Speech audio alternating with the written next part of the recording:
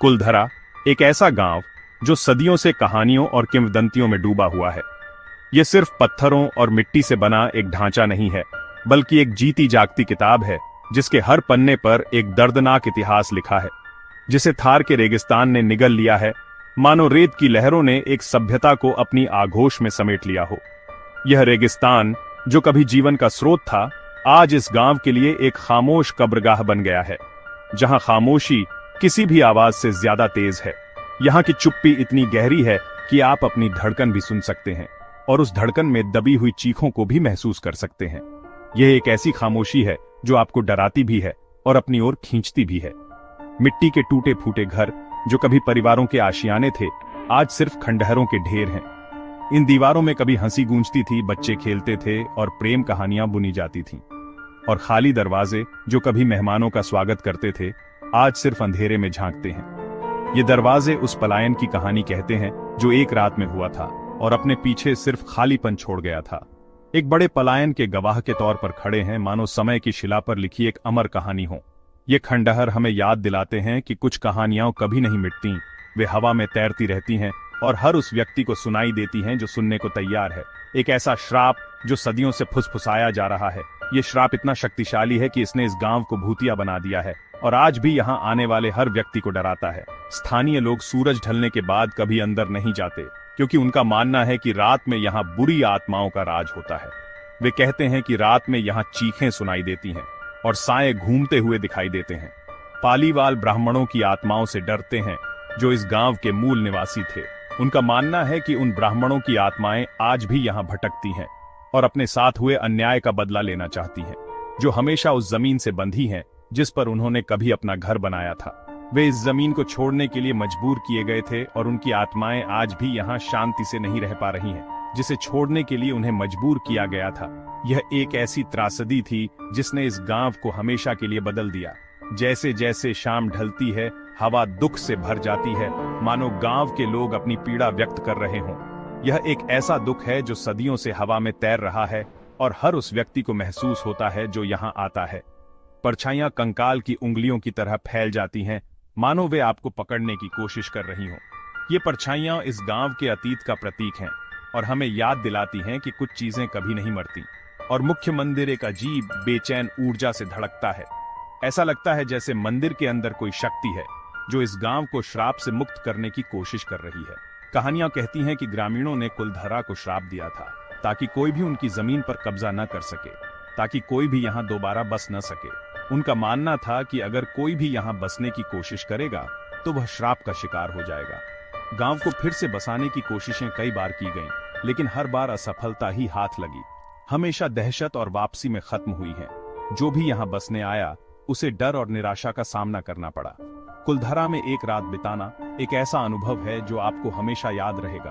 अतीत को आपको सताने के लिए बुलाना है, अपनी आत्मा को उन दर्दनाक यादों के सामने उजागर करना है जो इस गांव में दफन है। जीवित और मृत के बीच की रेखा को पार करना है।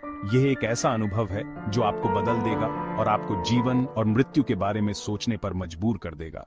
इस वीरान जगह में रोहन आया, दिल्ली का एक युवा फोटोग्राफर। उसके मन में एक जुनून था, एक कहानी को तस्वीरों में कैद करने की चाहत। उसने सुना था कुलधरा के बारे में, एक ऐसा गांव जो रातों रात खाली हो गया था, एक ऐसा रहस्य जो आज भी हवा में तैरता है। कुलधरा की खामोशी के पीछे की कहानी का पीछा करते हुए वह उस अतीत को उजागर करना चाहता था। उन दीवारों में दबी चीखों को सुनना चाहता था जो सदियों से शांत है। वह सिर्फ एक फोटोग्राफर नहीं था, वह एक खोजी था, एक कलाकार था जो इतिहास के पन्नों को अपनी कला से फिर से जीवंत करना चाहता था। उसे सिर्फ अपने कैमरे के लिए एक परफेक्ट सब्जेक्ट दिखा, एक ऐसा विषय जो उसकी कला को नई ऊंचाइयों तक ले जा सकता था। खंडहरों की भव्यता, पत्थरों पर उकेरी गई कहानियां और उस वीरानपन में भी एक अजीब सी सुंदरता थी जिसने उसे अपनी ओर आकर्षित किया। भूत प्रेत की कहानियों को अंधविश्वास मानकर खारिज कर दिया। उसने लोगों को डराते हुए सुना था, आत्माओं के बारे में, शापित रातों के बारे में, लेकिन रोहन का मानना था कि डर सिर्फ दिमाग का खेल है। वह विज्ञान और तर्क में विश्वास रखता था और उसे यकीन था कि हर कहानी का एक तार्किक स्पष्टीकरण होता है। शाम को पहुंचकर उसने गांव के चौक में कैंप लगाया, तारों से भरे आसमान के नीचे इतिहास के साए में। उसने अपने कैमरे को तैयार किया, लेंस को साफ किया और उस पल का इंतजार करने लगा जब सूरज की आखिरी किरणें खंडहरों को सोने में रंग देंगी। बूढ़े आदमी की चेतावनी को नजरअंदाज करते हुए, वह जगह अंधेरे के बाद जीवित लोगों के लिए नहीं है। रोहन ने उस बूढ़े आदमी की आंखों में डर देखा था, लेकिन उसने उस डर को अपनी राह का रोड़ा नहीं बनने दिया। वह जानता था कि महान कला जोखिम लेने से ही बनती है, और वह इस जोखिम को उठाने के लिए तैयार था। खामोशी परेशान करने वाली थी, हवा भारी थी, जैसे किसी अनकही कहानी का बोझ उठा रही हो।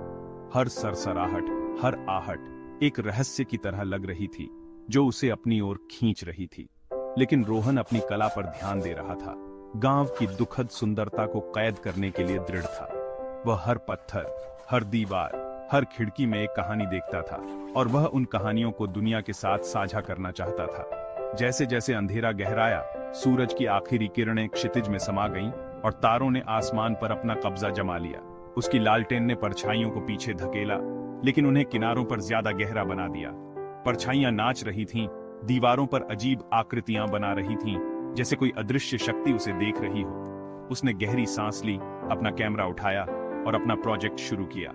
उसने पहली तस्वीर खींची और उस क्लिक की आवाज ने खामोशी को चीर दिया, जैसे किसी सोए हुए राक्षस को जगा दिया हो। हवा तेजी से चल रही थी और अकेलापन अंदर घुस रहा था, उसकी हड्डियों तक जम रहा था।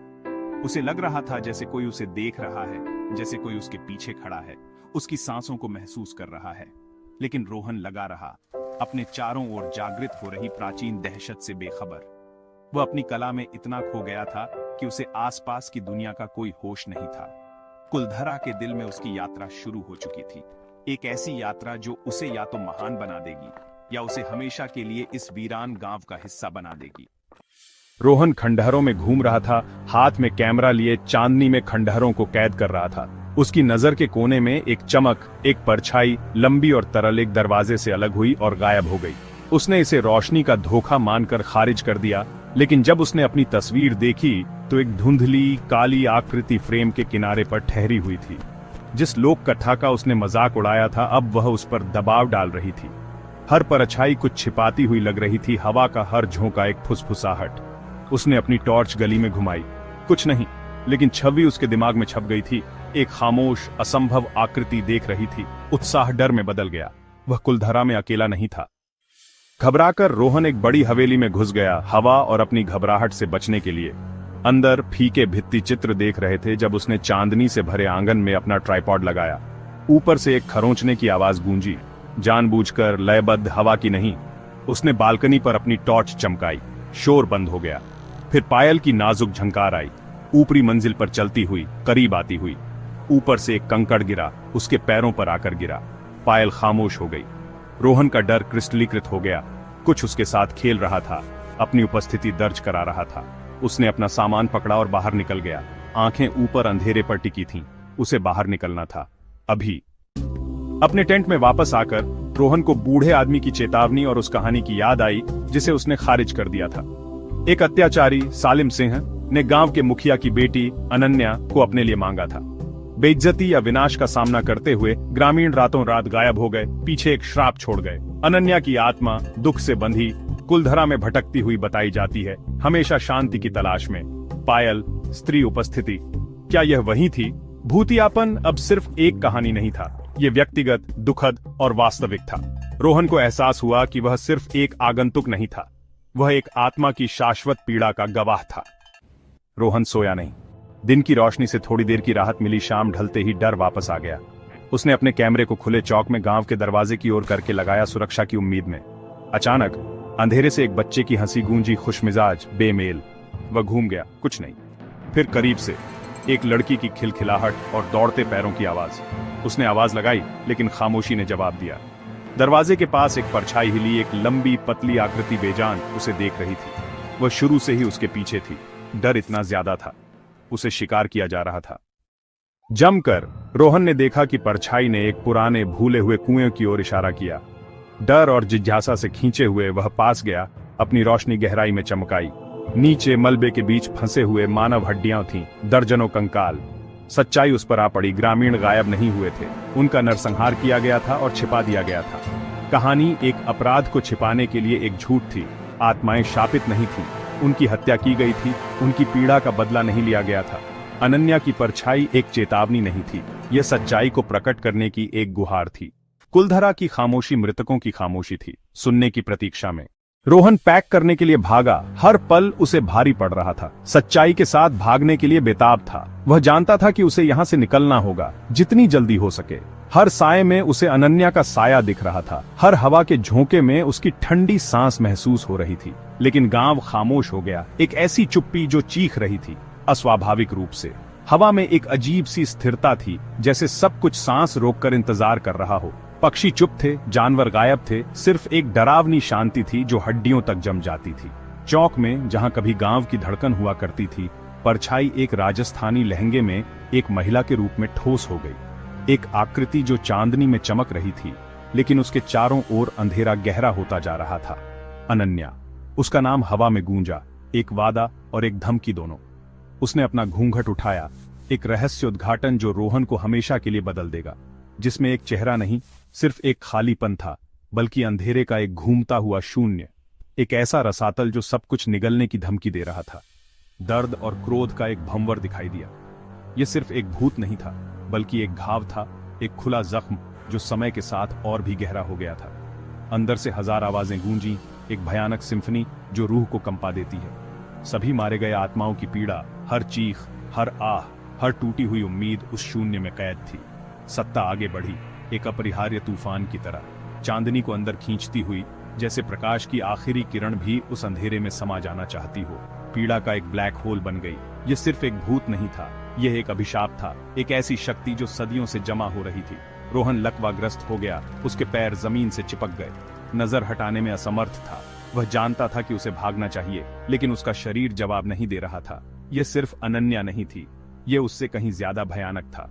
यह कुलधरा की सामूहिक पीड़ा थी, सदियों से दबी हुई चीखें जो अब अपना बदला लेने के लिए जाग उठी थीं। उसे एहसास हुआ कि वह गांव के असली श्राप का सामना कर रहा था, एक ऐसा अभिशाप जो खून से लिखा गया था और अन्याय से सींचा गया था। उसके नरसंहार की याद, एक ऐसा अत्याचार जो कभी भुलाया नहीं जा सकता। अतीत को देखा जाना जरूरी था और रोहन को उस भयानक सच्चाई का सामना करने के लिए चुना गया था। घबराहट ने रोहन के लकवे को तोड़ दिया। वह अंधाधुंध भागा, सत्ता की कराहट खंडहरों में उसका पीछा कर रही थी। उसने खुद को कुएं पर वापस पाया, फंसा हुआ। सत्ता का सामना करने के लिए मुड़कर उसने कुएं की गहराई में देखा। वहां एक ठहरे हुए पोखर में उसने अपना प्रतिबिंब देखा, फीका, चीखता हुआ, अपना नहीं। उसके पीछे सैकड़ों भूतियां चेहरे उसे घूर रहे थे। सच्चाई उस पर आ पड़ी। वह रोहन फोटोग्राफर नहीं था, बल्कि मारे गए आत्माओं में से एक था। अपनी मौत को हमेशा के लिए दोबारा जी रहा था। उसकी यादें फीकी पड़ गईं, कुएं की ठंडी वास्तविकता से बदल गईं, सत्ता घुल गई। कुलधरा की खामोशी ने उसे फिर से अपने कब्जे में ले लिया। वह घर आ गया था।